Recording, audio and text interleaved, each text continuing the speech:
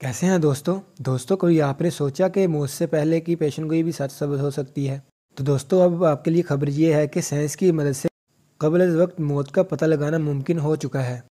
उसकी ज़िंदा मिसाल और जीती जागती मिसाल आपके सामने है। अगर आप किसी अपने अजीज़ के साथ या आप अगर हॉस्पिटल जाएं तो डॉक्टर साइंस की मदद से ही आपको बता देते हैं कि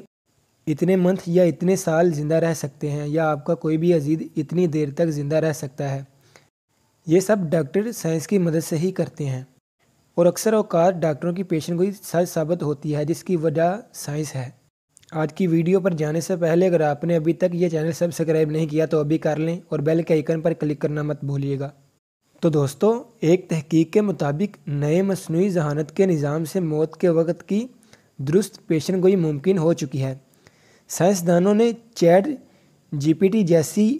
AI ऐप्स के पीछे कार फरमा टेक्नोलॉजी की तरह डेटा सेट को अल्फाज में तब्दील करके एक बड़ा लैंग्वेज मॉडल तरबियत दिया है, जिसे लाइफ टू वेक का नाम दिया गया है। एक नई तहकीक के मुताबिक 10 लाख से ज़्यादा शहरियों की ज़िंदगी की कहानियों से तरबियत हासिल करने वाला चैट जीपीटी जैसा मसनूई ज़हानत का निज़ाम लोगों की ज़िंदगियों के साथ साथ उनकी जल्द मौत के ख़तरे की इंतहाई दुरुस्त पेशन गोई कर सकता है। टेक्निकल यूनिवर्सिटी ऑफ डेनमार्क से वाबस्ता साइंसदानों ने कहा है कि मसनूई ज़हानत के इस मॉडल को डेनमार्क की आबादी के ज़ाती डाटा से तरबियत दी गई थी और जो किसी भी मौजूदा निज़ाम से ज़्यादा दुरुस्त तरीके से लोगों के मरने के इम्कानात की पेशन गोई करने के काबिल है। मुताले में महक़क़ीन ने 2008 से 2020 तक जमा किए गए 60 लाख डेनिश अफराद के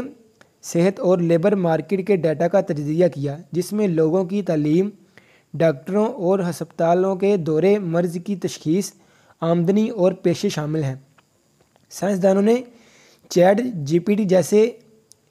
AI ऐप्स के पीछे कारफरमा टेक्नोलॉजी की तरह डाटा सेट को अल्फाज में तब्दील करके एक बड़ा लैंग्वेज मॉडल तरबियत दिया, जिसे लाइफ टू वेक का नाम दिया गया है। साइंसी जरीदे नेचर कंप्यूटेशनल साइंस में शाया होने वाली इस तहकीक के मुताबिक एक बार जब मसनूई ज़हानत मॉडल ने डाटा के पैटर्न सीख लिए तो ये दूसरे जदीद निज़ामों को पीछे छोड़ सकता है और बिल्कुल दुरुस्तगी के साथ शख्सियत और मौत के वक़्त जैसे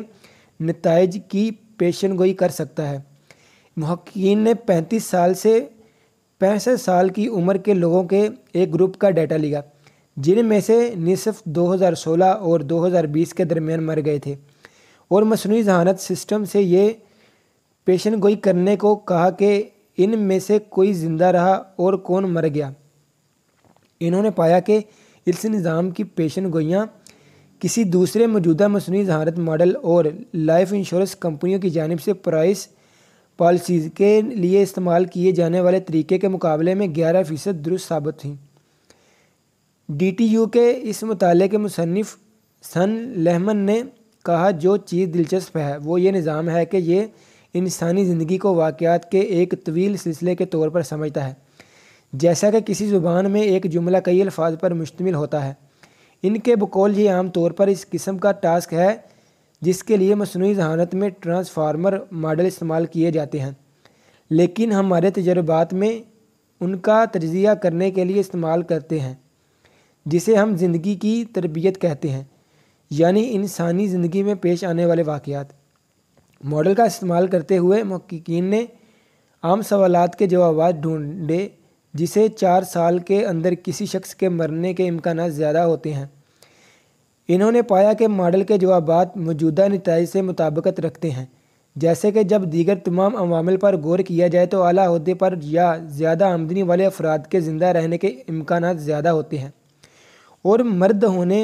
हुनरमंद होने या जहनी मर्ज़ की तशख़ीस वाले अफराद में मरने का ज़्यादा खतरा होता है। दोस्तों, अगर आप इसी बात को जहन में रखें तो इसका मतलब ये है कि अच्छी नौकरी और खुशहाली वाली ज़िंदगी या टेंशन फ्री लोगों के ज़िंदा रहने के इम्कानात ज़्यादा होते हैं, जबकि इसके मुकाबले में टेंशन वाले लोग और ज़्यादा प्रॉब्लम जिनको आएँ, जिनके पास अच्छी नौकरी ना हो या अच्छा आला ओहदा ना हो, उनके ज़िंदा रहने के इम्कानात कम होते हैं, जिनमें मर्द होना भी शामिल है। आप खुद जानते हैं कि मर्द पर एक कितनी ज़िम्मेदारियाँ होती हैं। ڈاکٹر لہمن نے کہا کہ ہم نے بنیادی سوال کو حل کرنے کے لیے ماڈل کا استعمال کیا، یعنی ہم آپ کے ماضی کے حالات اور واقعات کی بنیاد پر آپ کے مستقبل میں ہونے والے واقعات کی کسی حد تک پیشن گوئی کر سکتے ہیں۔ انہوں نے مزید کہا کہ سائنسی طور پر جو چیز ہمارے لیے پرجوش ہے وہ پیشن گوئی نہیں ہے، بلکہ اعداد و شمار کے وہ پہلو ہیں جو ماڈل کو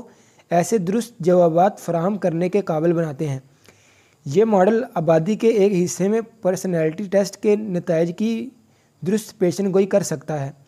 جو موجودہ مصنوعی ذہانت سسٹم سے بہت بہتر ہے۔ محققین نے مطالعے میں لکھا کہ ہمارا فریم ورک محققین کو نئے ممکنہ